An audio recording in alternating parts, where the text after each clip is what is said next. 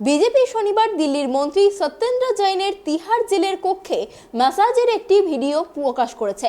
ED এর আগে কারাবন্দী আম আদমি পার্টির নেতাকে দেয়া বিশেষ ভিআইপি ট্রিটমেন্টের প্রমাণ জমা দিয়েছে।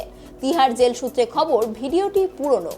কারা কর্তৃপক্ষ ইতিমধ্যেই সংশ্লিষ্ট কর্মকর্তা ও কারা কর্মীদের বিরুদ্ধে ব্যবস্থা নিয়েছে। এর আগে ইডির অভিযোগ করেছিল যে অর্থ পাচারের মামলায় গ্রেপ্তার হওয়া সত্যেন্দ্র জৈনকে তিহার জেলের ভিতরে ভিআইপি ট্রিটমেন্ট দেয়া হচ্ছে এবং তাকে মাথা ম্যাসাজ, ফুট ম্যাসাজ এবং পিঠের ম্যাসাজের মতো সুবিধাও দেয়া হচ্ছে। আর্থিক তদন্তকারী সংস্থা আদালতে জেলে দিল্লির মন্ত্রীর বিলাসবহুল জীবন সম্পর্কিত প্রমাণও জমা দিয়েছিল। এএসজি আদালতের সাথে কিছু সিসিটিভি ফুটেজ পেশ করা হয়েছে।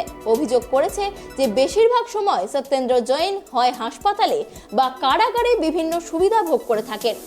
58 বছর বয়সী দিল্লির মন্ত্রীকে 30 মে গ্রেপ্তার করা হয়েছিল। এই ভিডিও প্রকাশ্যে আসার পরই শোরগোল পড়ে গিয়েছে রাজনৈতিক মহলে।